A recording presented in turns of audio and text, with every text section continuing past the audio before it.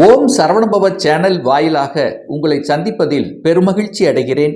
இன்றைய பதிவு சுக்கிர பெயர்ச்சி பலன்கள். இந்த சுக்கிர பகவானானது மிதுனத்திலிருந்து கடகமனைக்கு பெயர்ச்சியாகிறது. எப்போ அப்படின்னா 21/8/2025. நவ கிரகங்களில் குருவுக்கு அடுத்தபடியாக ஒரு சுப கிரகம் என்று சொல்லக்கூடுவது இந்த சுக்கிர பகவான் தான் சொல்லுவோம். இந்த சுக்கிர பகவான் கலத்திர காரகன், அதாவது திருமண காரக கிரகம். அனைத்து விதமான சுக போகங்களை அள்ளி கொடுக்கக்கூடிய ஒரு கிரகம் அப்படின்னா அது சுக்கிரனை தான் சொல்லணும்.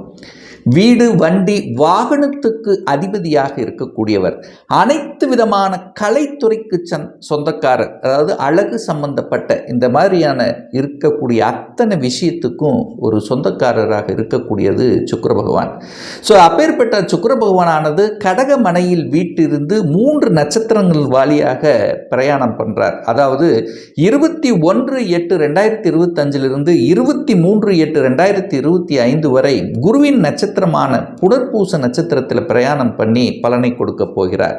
அதற்கப்புறம் பார்த்தீங்கன்னா 23/8/2025 3/9/2025 வரை பூசம் சனியினுடைய நட்சத்திரத்திலும், 4/9/2025 14/9/2025 வரை புதனினுடைய நட்சத்திரமான ஆயில்ய நட்சத்திரத்தில் பிரயாணம் செய்து பலன்களை கொடுக்க போகிறார். அப்போ இந்த சுக்கிர பெயர்ச்சியால் என்ன பலன்கள் எப்படி இருக்குங்கிறத டீட்டெயிலாக இந்த பதிவில் நம்ம பார்க்க போகிறோம்.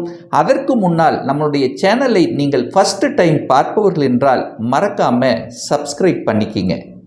தனுசு ராசி அன்பர்களே, சுக்கிர பெயர்ச்சியால் என்ன பலன் எப்படி இருக்கும்? 25 நாட்கள் 21/8/2025 14/9/2025 வரை இந்த சுக்கிர பகவான் 8ஆம் இடம் என்று சொல்லக்கூடிய அட்டமஸ்தானத்தில் போய் அமருகிறார்.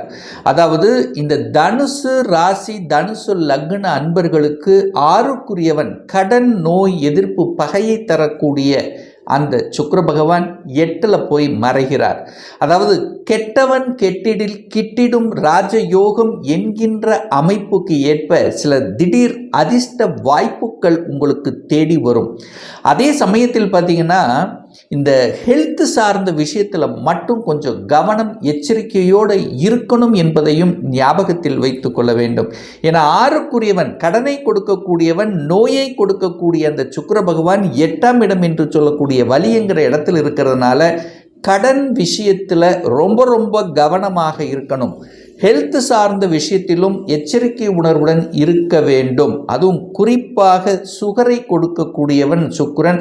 அவர் போய் சந்திரன் வீட்டில் இருக்கிறதுனால நிச்சயமாக ஏற்கனவே சுகர் இருக்கக்கூடியவர்களுக்கு அதிகப்படுத்தக்கூடிய வாய்ப்புகளை உருவாக்கும். அதில் சரியான உணவு கட்டுப்பாடு, உடற்பயிற்சி என்பது மிக அவசியம் தனுசு ராசி அன்பர்களுக்கு.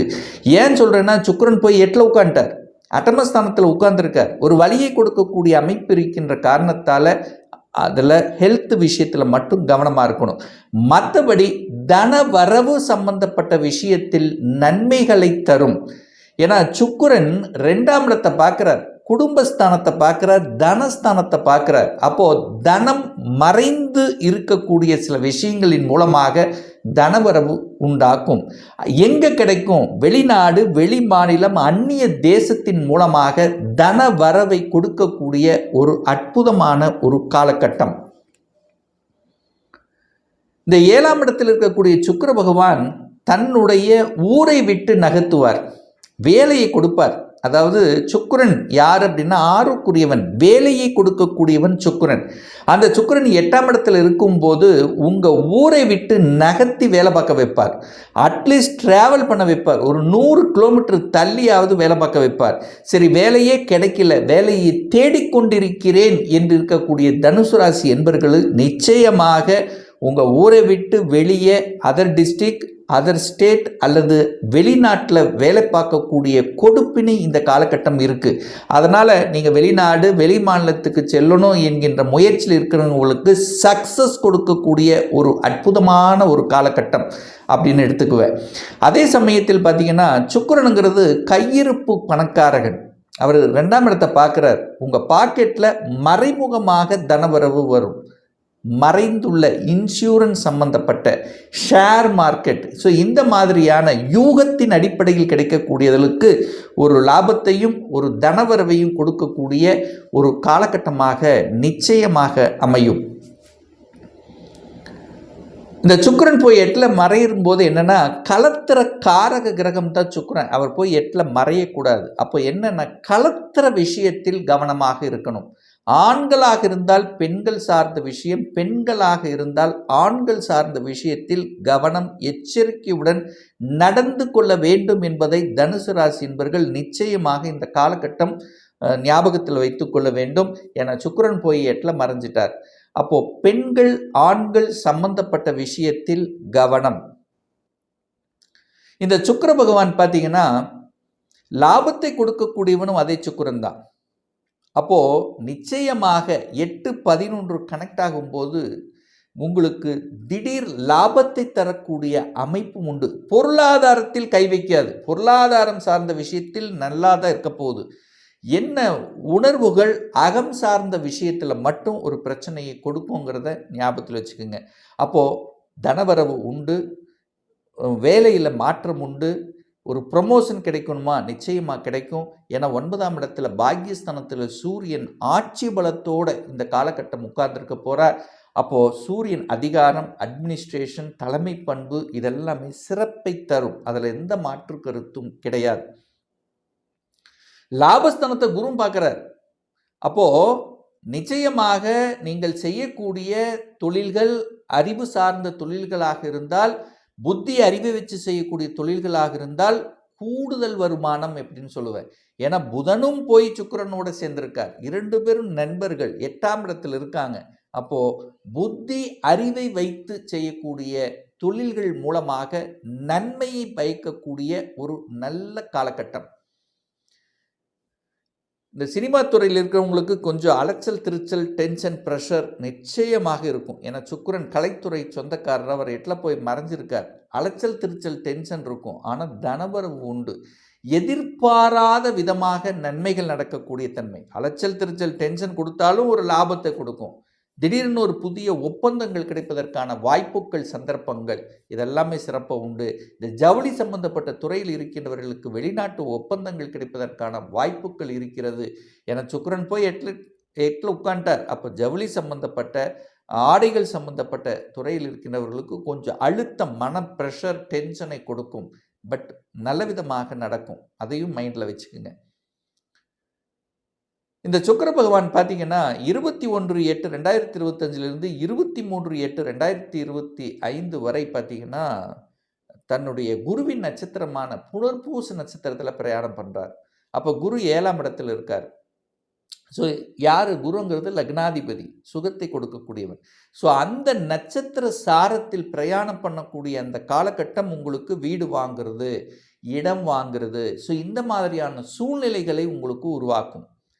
அப்போ 4ஆம் அதிபதியினுடைய நட்சத்திர சாரத்தில் பிரயாணம் பண்ணுறாரா, அப்போ வீட்டை ஆல்டர் பண்ணுறது, வீட்டை மாற்றுறது, வீடு சம்பந்தப்பட்ட வீடை கட்டுவது, வீட்டை வாங்குவது, இந்த மாதிரியான எண்ண ஓட்டங்களை கொடுக்கும்.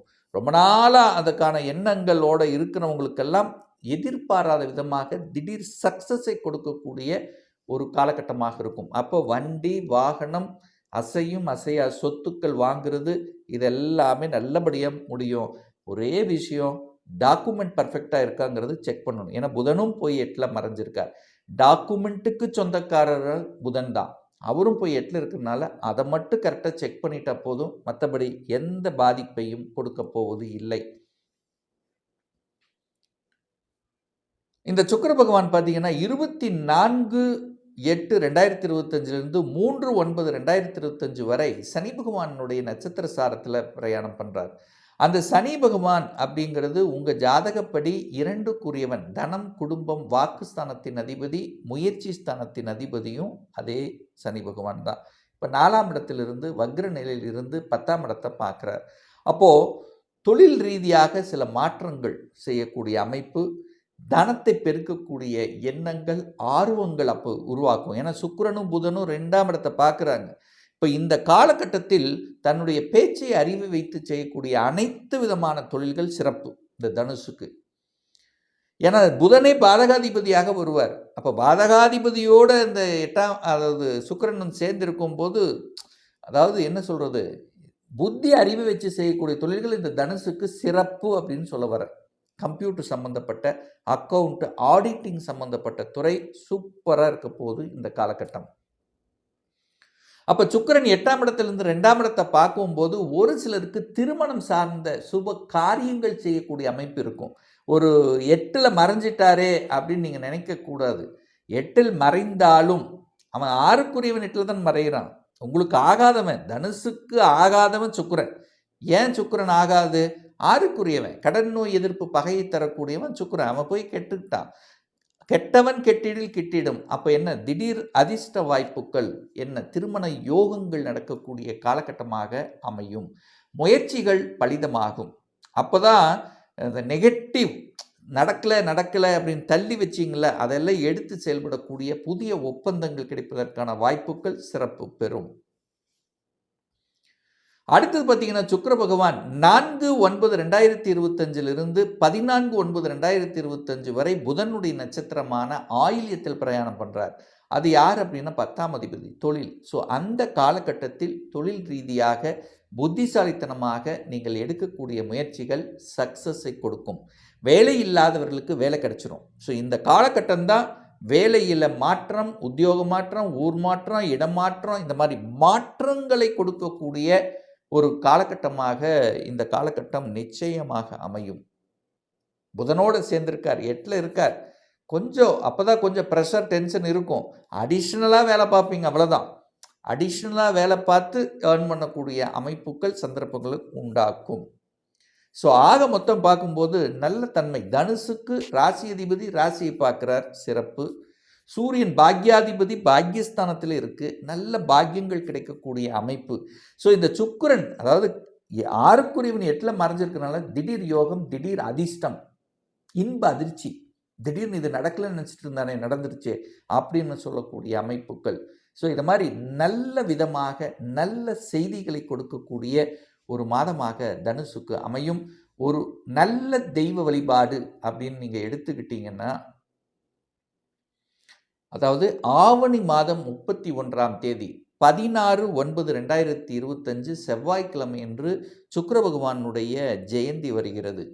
அப்போது இந்த தனுசு ராசி என்பவர்களுக்கு சுக்கிரன் யாருன்னா 6க்குரியவன். நிறைய பேர் கடனில் சிக்கிட்டு இருக்கிறவங்க, எதிர்ப்பில் இருக்கிறவங்க, வம்பு வழக்கில் இருக்கின்றவர்கள், நோய் சார்ந்த விஷயத்தில் இருக்கின்றவங்க, எனக்கு லாபமே கிடைக்கல என்று நினைத்து கொண்டு இருக்கக்கூடிய அத்துணை தனுசு ராசி என்பவர்கள் அன்றைய தினம் நவ கிரகத்தில் இருக்கக்கூடிய சுக்கிர பகவானை சென்று வழிபாடு எடுத்துக்கொள்வது, அதுவும் வெண்பட்டு வஸ்திரத்தை அணிவித்து 6 நெய் விளக்கு வைத்து நீங்கள் வழிபாடு எடுத்துக்கொண்டு பிரார்த்தனை எடுத்துக்கொண்டீர்கள் என்றால் நிச்சயம் ஜெயிக்கும். அதில் எந்த மாற்று கருத்து இல்லை.